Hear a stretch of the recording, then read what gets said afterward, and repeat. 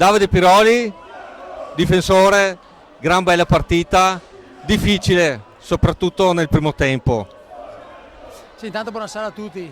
Sì, diciamo che noi venivamo da un periodo un po' non di crisi, però di scarsi risultati.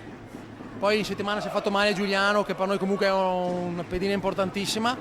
Niente, dovevamo ritrovare un po' di compattezza, un po' di entusiasmo, oggi era importante e abbiamo fatto una buona partita in difesa e dai, siamo soddisfatti per i 3 punti. E poi una cosa, il 16 marzo ci sarà qui l'Igualada per il ritorno di Coppa.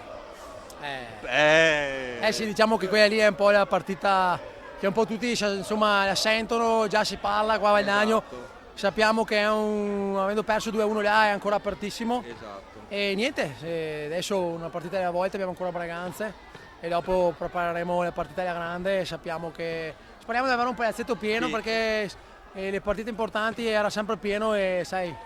Pensavo lo stesso, comunque una stagione che sta andando al di là di ogni più rosea aspettativa, credo. Sì, la società è soddisfatta, noi anche.